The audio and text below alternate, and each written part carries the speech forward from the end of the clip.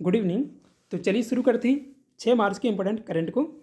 आज का पहला सवाल है, प्रो कबड्डी लीग के 10वें सीजन का विजेता कौन बना है? आंसर होगा पुनेरी पल्टन। 2023-24 में प्रो कबड्डी लीग का 10वां सीजन खेला गया था, यहाँ डबल हो गया है, जिसमें फाइनल में पुनेरी पल्टन ने हरियाणा स्टीलर्स को हराकर पहली बार अपना खिताब जीता है। प्रो कबड्डी लीग यानी PKL को 2014 में लॉन्च किया गया था। इसमें वर्तमान में टीमों की संख्या 12 है। PKL का सर्वाधिक बार विजेता पटना पायरेट्स है, इसने ये खिताब जीता है 3 बार। हाल ही में किस राज्य सरकार ने इंदिरा अम्मा आवास योजना लॉन्च की है? आंसर होगा तेलंगाना। अब तेलंगाना ये रहा मैप में, इसकी राजधानी हैदराबाद है। रेवंत रेड्डी मुख्यमंत्री, तमिलिसाई सौंदरराजन तेलंगाना के राज्यपाल हैं। तेलंगाना के मुख्यमंत्री रेवंत रेड्डी ने 3 मार्च को गरीबों के लिए इंदिरा अम्मा आवास योजना की घोषणा की है। योजना के तहत सरकार उन लोगों को घर बनाने के लिए 5 लाख रुपए की वित्तीय सहायता प्रदान करेगी जिनके पास पहले से ही आवासीय भूखंड है, यानी अपनी ज़मीन है। इसके अलावा जिन गरीबों के पास भूखंड नहीं है उन्हें लाभ पहुंचाने के लिए आवास योजना के तहत भूखंड और 5 लाख रुपए दिए जाएंगे। तेलंगाना के आवास मंत्री पोंगुलेटी श्रीनिवास रेड्डी और परिवहन मंत्री पोन्नम प्रभाकर हैं। किस राज्य सरकार ने 2 मार्च को 65,724 पौधों से हिंदी में भारतमाला लिखकर गिनीज विश्व रिकॉर्ड बनाया है? राइट आंसर है महाराष्ट्र। अब महाराष्ट्र ये रहा मैप में, इसकी राजधानी 2 हैं, मुंबई ग्रीष्मकालीन और नागपुर शीतकालीन राजधानी है। मुख्यमंत्री एकनाथ शिंदे। रमेश बैस महाराष्ट्र के राज्यपाल हैं। महाराष्ट्र के वन विभाग ने 2 मार्च को 26 प्रजातियों के 65,724 पौधों से हिंदी में भारतमाला लिखकर गिनीज विश्व रिकॉर्ड बनाया है। राज्य के चंदरपुर में चल रहे तड़ोबा महोत्सव 2024 में यह उपलब्धि हासिल की गई है। 3 दिवसीय तड़ोबा महोत्सव 2024 1 मार्च को शुरू हुआ था और 3 मार्च को समाप्त हुआ है। यह कार्यक्रम तड़ोबा अंदारी टाइगर रिजर्व यानी TAR द्वारा वन्यजीव संरक्षण, टिकाऊ पर्यटन और महाराष्ट्र की विरासत के संरक्षण का समर्थन करने के लिए आयोजित किया जाता है। गिनीज वर्ल्ड रिकॉर्ड्स की स्थापना जुड़वा भाइयों नॉरिस और रॉस मैकव्हिटर ने 1955 में लंदन में की थी। महाराष्ट्र के वन मंत्री हैं सुधीर मुनगंटीवार। किस राज्य की प्रसिद्ध चांदी तरकसी को GI टैग मिला है? तो आंसर होगा उड़ीसा। अब उड़ीसा ये रहा मैप में, इसकी राजधानी भुवनेश्वर है। राज्यपाल रघुवर दास। नवीन पटनायक उड़ीसा के मुख्यमंत्री हैं। उड़ीसा राज्य के कटक की प्रसिद्ध चांदी तरकसी को भौगोलिक संकेत या GI टैग दिया गया है। GI टैग उन्हीं उत्पादों को दिए जाते हैं जो सिर्फ किसी खास स्थान पर ही बनाए जाते हों और वह क्षेत्रीय विशेषता के रूप में जुड़े हों।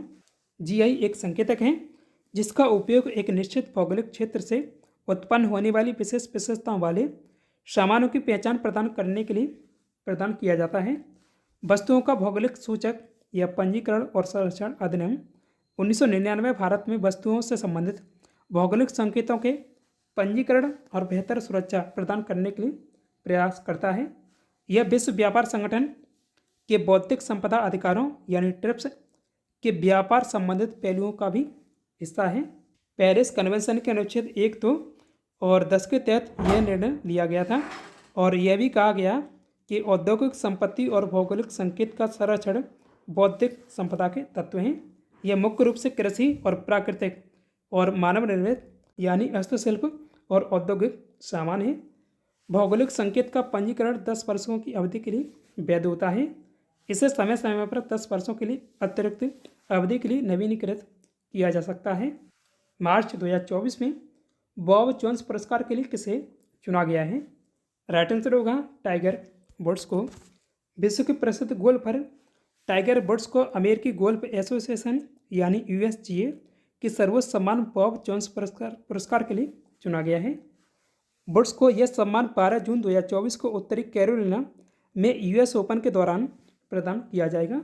वुड्स ने PGA टूर में 82 जीत प्राप्त की हैं, इनमें से 15 बड़ी जीत शामिल हैं। वुड्स 9 बार के USGA चैंपियन हैं। PGA टूर उत्तरी अमेरिका में पेशेवर गोल्फ टूर का आयोजक है। इसके अलावा वुड्स 3 बार जापान गोल्फ टूर और 2 बार एशियाई टूर समेत कई अन्य छोटे टूर्नामेंट भी उन्होंने जीते हैं। वे इकलौते गोल्फर हैं जिसने लगातार 3 बार यूएस एमेच्योर यानी 1994 से 1996 तक का खिताब जीता है। बुश को 2022 में गोल्फ हॉल ऑफ फेम में शामिल किया गया था। उन्हें 2019 में तत्कालीन अमेरिकी राष्ट्रपति डोनाल्ड ट्रंप ने प्रेसिडेंशियल मेडल ऑफ फ्रीडम से सम्मानित किया था। प्लेटफार्म चच्चू किसने लॉन्च किया है? आंसर है दूरसंचार विभाग। दूरसंचार विभाग ने 4 मार्च को टेलीकॉम यूजर्स के लिए धोखाधड़ी या स्पैम कॉल करने वालों की रिपोर्ट करने के लिए एक प्लेटफार्म चच्चू लॉन्च किया है। इसका उद्देश्य नागरिकों को संदिग्ध और फ्रॉड कम्युनिकेशन की सक्रिय रूप से रिपोर्ट करने की अनुमति देना है। चच्चू का हिंदी में मतलब होता है आँख या आई। केंद्रीय संचार, रेल, इलेक्ट्रॉनिक्स तथा सूचना प्रौद्योगिकी मंत्री अश्विनी वैष्णव और केंद्रीय संचार राज्य मंत्री देव सिंह चौहान हैं। गर्भपात को संवैधानिक अधिकार घोषित करने वाला विश्व का पहला देश कौन बना है? इसका राइट आंसर है फ्रांस। अब फ्रांस ये रहा मैप में। महिलाओं को गर्भपात या अबॉर्शन का संवैधानिक अधिकार देने वाला फ्रांस विश्व का पहला देश बन गया है। फ्रांस अपने मूल कानून में गर्भावस्था को समाप्त करने के लिए स्पष्ट सुरक्षा प्रदान करने वाला दुनिया का पहला देश बन गया है। फ्रांस के राष्ट्रपति इमैनुअल मैक्रोन हैं और फ्रांस के प्रधानमंत्री गैब्रियल अटल हैं और यह यूरोपीय संघ का सदस्य है और इसकी राजधानी पेरिस है। क्षेत्रफल की दृष्टि से फ्रांस यूरोप महाद्वीप का सबसे बड़ा देश है। यहाँ की भाषा फ्रेंच है और करेंसी यूरो है। भारत और एशिया के पहले राष्ट्रीय डॉल्फिन अनुसंधान केंद्र यानी NDRC का उद्घाटन कहाँ किया गया? आंसर होगा बिहार में। अब बिहार ये रहा मैप में। इसकी अंतर्राष्ट्रीय सीमा लगती है नेपाल से, पश्चिम बंगाल राज्य से इसकी सीमा लगती है, झारखंड और इधर उत्तर प्रदेश से। इसकी राजधानी पटना है। मुख्यमंत्री नीतीश कुमार हैं। बिहार के राज्यपाल राजेंद्र आर्लेकर हैं। बिहार के मुख्यमंत्री नीतीश कुमार ने 4 मार्च 2024 को भारत और एशिया के पहले राष्ट्रीय डॉल्फिन अनुसंधान केंद्र का उद्घाटन किया है। इसका उद्देश्य गंगा डॉल्फिन का व्यापक अध्ययन करने में वैज्ञानिकों और शोधकर्ताओं की सहायता करना है। इस अनुसंधान केंद्र की स्थापना बिहार के पटना विश्वविद्यालय परिसर में गंगा नदी के तट पर की गई है। इस परियोजना को केंद्र सरकार द्वारा साल 2013 में मंजूरी दी गई थी। गंगा की डॉल्फिन भारत का राष्ट्रीय जलीय जीव है। इसका वैज्ञानिक नाम प्लेटानिस्टा गैंगेटिका है। ये भारतीय उपमहाद्वीप यानी भारत, बांग्लादेश और नेपाल में गंगा, ब्रह्मपुत्र, मेघना और कर्णफुली सांगू नदियों में पाई जाती है। यह दृढ़ जलीय मांसाहारी जीव है। प्रोजेक्ट डॉल्फिन को साल 2019 में भारत सरकार के द्वारा शुरू किया गया था। इस प्रोजेक्ट का उद्देश्य देश में नदियों और महासागरों में डॉल्फिन का संरक्षण और सुरक्षा करना है। इस प्रोजेक्ट को टाइगर प्रोजेक्ट की तर्ज पर शुरू किया गया है। इसे पर्यावरण, वन एवं जलवायु परिवर्तन मंत्रालय द्वारा लागू किया गया है। हाल ही में फ्लिपकार्ट ने किस बैंक के साथ मिलकर UPI सेवाएं लॉन्च की हैं? आंसर होगा Axis bank. E-commerce company Flipkart ने अपनी खुद की यूनिफाइड पेमेंट इंटरफेस यानी UPI सर्विस शुरू कर दी है। यह सर्विस फ्लिपकार्ट ऐप या ऐप के बाहर होने वाले ऑनलाइन या ऑफलाइन पेमेंट के लिए है। फ्लिपकार्ट UPI एक्सिस बैंक के साथ साझेदारी शुरू की है। फ्लिपकार्ट UPI सर्विस ठीक वैसे ही काम करेगी जैसे ई-कॉमर्स वेबसाइट अमेजॉन की UPI सर्विस करती है। फ्लिपकार्ट भारत में स्थित एक ई-कॉमर्स कंपनी है। इसका मुख्यालय बेंगलुरु कर्नाटक में स्थित है। इसकी स्थापना हुई थी 2007 में। सचिन बंसल और बिन्नी बंसल ने मिलकर की थी। हर साल राष्ट्रीय सुरक्षा दिवस कब मनाया जाता है? आंसर होगा 4 मार्च को। हर साल 4 मार्च को राष्ट्रीय सुरक्षा दिवस या नेशनल सेफ्टी डे मनाया जाता है। इस दिन को मनाने का उद्देश्य विभिन्न क्षेत्रों में सुरक्षा को लेकर जागरूकता फैलाना और दुर्घटना में कमी लाना है। 4 मार्च 1966 को भारत सरकार के श्रम और रोजगार मंत्रालय ने एक स्वयं वित्त पोषित गैर शासी निकाय के रूप में राष्ट्रीय सुरक्षा परिषद की स्थापना की थी। राष्ट्रीय सुरक्षा परिषद की स्थापना के उपलक्ष्य में ही राष्ट्रीय सुरक्षा दिवस की घोषणा की गई थी। साल 1972 से हर साल 4 मार्च को राष्ट्रीय सुरक्षा दिवस के रूप में मनाया जाता है, यानी इसकी शुरुआत हुई थी 1972 में राष्ट्रीय सुरक्षा दिवस की। और इस साल राष्ट्रीय सुरक्षा दिवस की थीम है focus on safety leadership for ESG excellence. अब देखते हैं स्टैटिक जीके। भारत का कौन सा जैव संरक्षित क्षेत्र या bio reserve world network of biosphere reserves में शामिल नहीं है? ये पूछा गया सवाल है।